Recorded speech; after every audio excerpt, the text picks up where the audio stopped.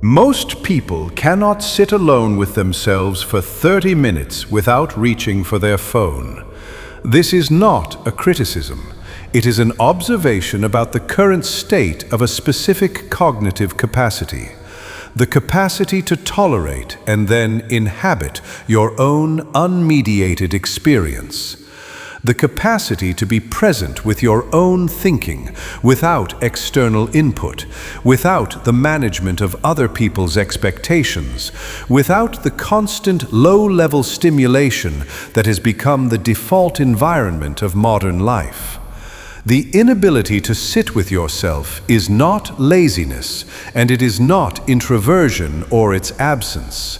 It is the specific result of spending years training your nervous system to require external stimulation in order to feel functional, to feel okay, to feel that time is not being wasted.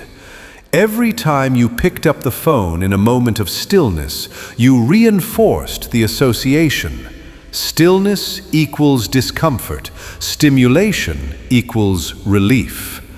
After enough repetitions, the association becomes automatic. Stillness feels intolerable. Not because there is something wrong with you, because you trained it to feel that way. This matters more than almost anything else covered in this series, because the thing your phone is displacing, the state it interrupts before it can fully develop, is the most valuable cognitive state you have access to. Not focus, not productivity, not the flow state of working at the edges of your ability. Something more foundational than all of those. The state in which your own mind processes, connects, and generates at its deepest level. You cannot access it while consuming anything. You cannot access it while socially engaged. You cannot access it while managing tasks. You can only access it in deliberate, uninterrupted solitude. And most people haven't spent 30 consecutive minutes there in years. This video is about what that state actually is, what it produces, how to develop the capacity to reach it, and why the people who can access it build things that the people who can't never will. What actually happens in your mind during genuine solitude? Your brain has two primary operating modes. The first is the task-positive network, active when you are engaged with a specific external demand.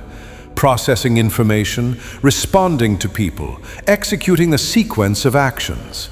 This is the mode most people are in most of the time. It is useful. It handles the world. It does not generate new things. The second mode is the default mode network, active when external demands are absent and the brain is allowed to operate without a specific task. This is what activates during genuine rest, during undirected thought, during the specific quality of mind that most people mistake for wasting time. It is called the default mode network because it was initially assumed to be the brain idling, a kind of background hum of no particular significance. The assumption was wrong. The default mode network is where your mind does its most important work.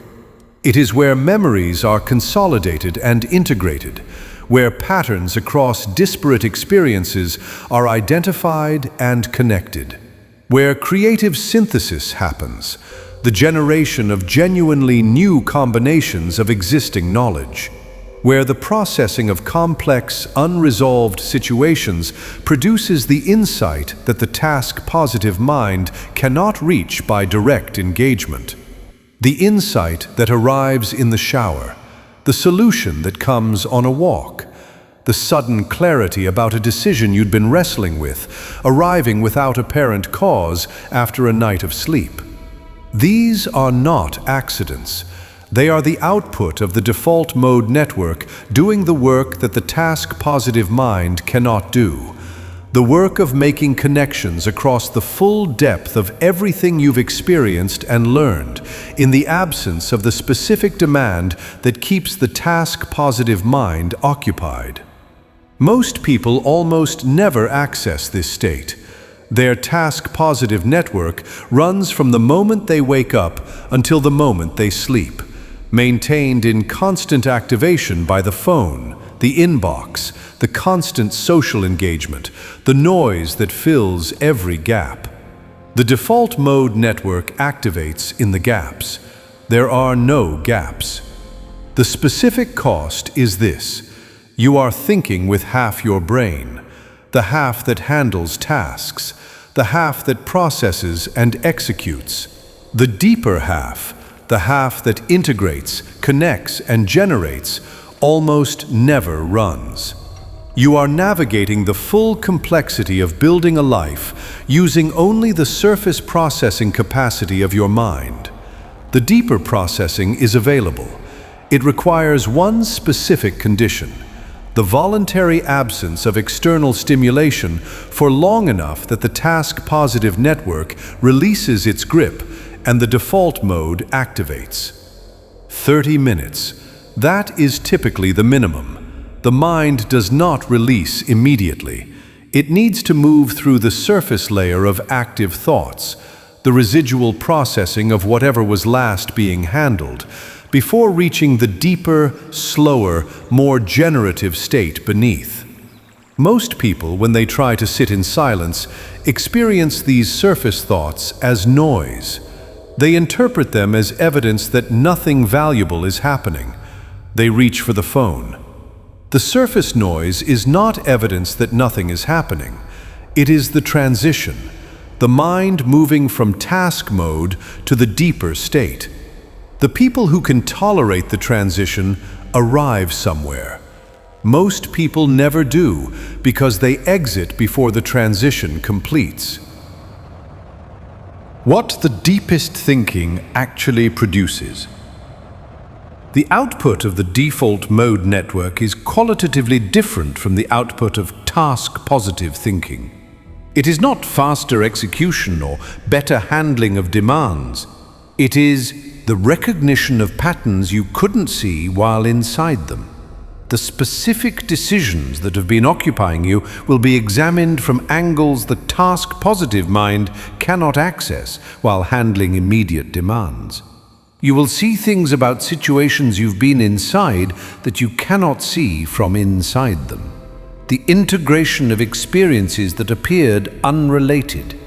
Two things you've learned in different contexts at different times that connect in a way that changes how you understand both. This kind of synthesis is the mechanism by which expertise deepens into mastery. Not more information, but a better organized understanding of information already held. The emergence of genuine creativity. Not the execution of creative tasks, not writing or designing or building in the conventional sense, but the generation of genuinely novel ideas, approaches, and connections that have no precedent in what you've encountered before. This is where original thinking comes from, not from consuming more, not from working harder, but from the mind's own processing in the absence of consumption. And perhaps most practically for building, the clarification of direction. The sense, arriving from somewhere deeper than your usual analytical process, of what actually matters and what doesn't, what to prioritize and what to stop. The kind of clarity that no amount of planning or analysis produces, but that arrives sometimes in the middle of a walk or a morning of deliberate stillness, with a certainty that is not arrived at by logic, but is nonetheless unmistakably true. The people who build things of genuine significance tend to have this clarity. They know what they're doing and why. They are not making it up as they go or navigating by external signals. They have a sense of direction that comes from somewhere internal. That direction is, very often, the product of the default mode network having processed enough undisturbed to produce genuine orientation. Why it has become rare, and what that means for the people who develop it. The specific conditions that activate the default mode network: unstructured time, absence of external demands, voluntary engagement with your own unmediated experience, are systematically eliminated by modern life. Not maliciously. The phone is there because it is useful. The social engagement is real and valuable. The constant connectivity serves real functions, but it has an effect that is rarely accounted for. It fills every available gap in experience with input. There are almost no gaps left, and the default mode network, which requires the gaps, almost never activates. This creates a specific competitive condition that most people haven't named.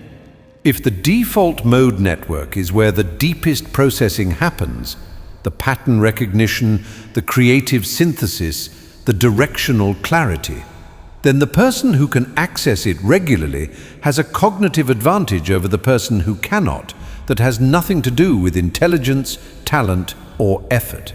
It is purely a function of the availability of a specific mental state.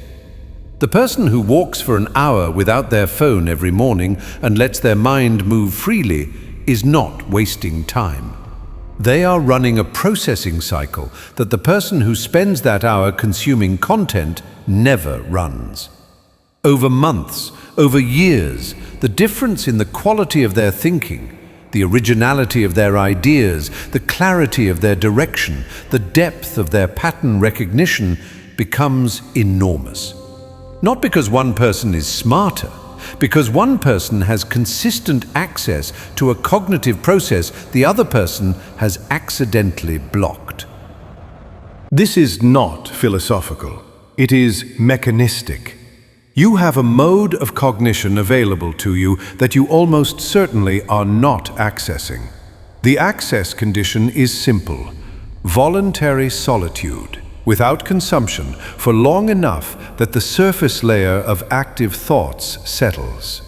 The barrier is equally simple: the trained discomfort of stillness that years of reflexive stimulation have produced.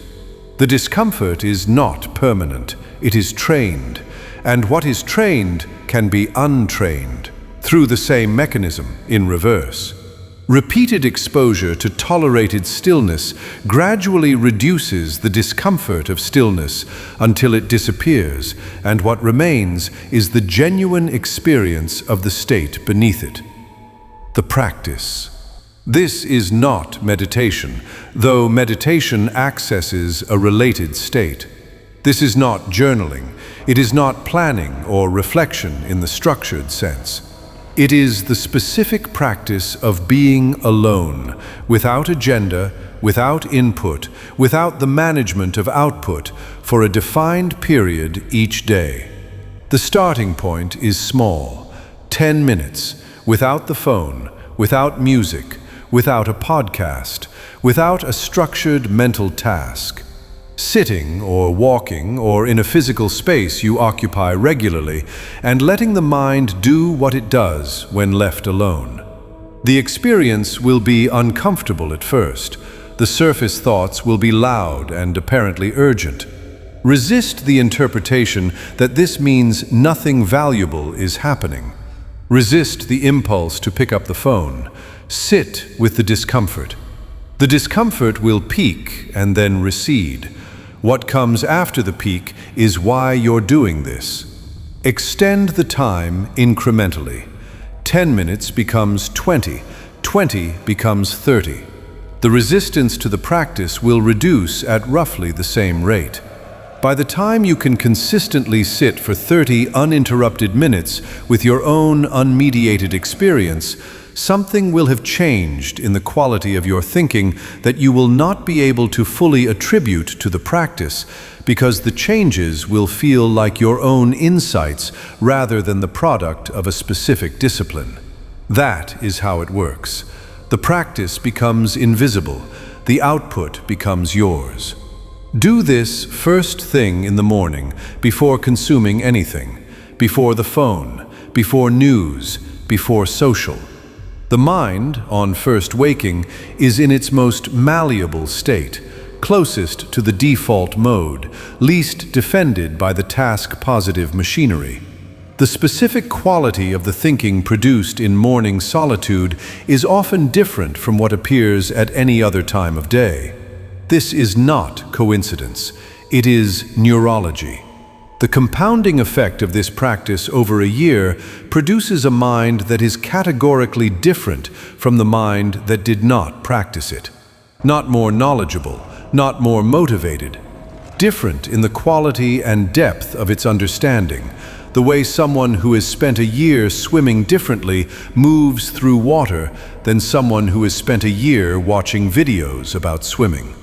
You already have access to the deepest version of your own thinking. You are mostly not visiting it. The practice of solitude is the practice of visiting it regularly until it becomes the place you actually live. The phone will still be there after 30 minutes. It will still have the same messages. The world will not have changed. But you might have understood something in those 30 minutes that changes how you move through the world for the next 30 years. The silence is not empty. It is full of everything you already know, waiting for enough stillness to become audible.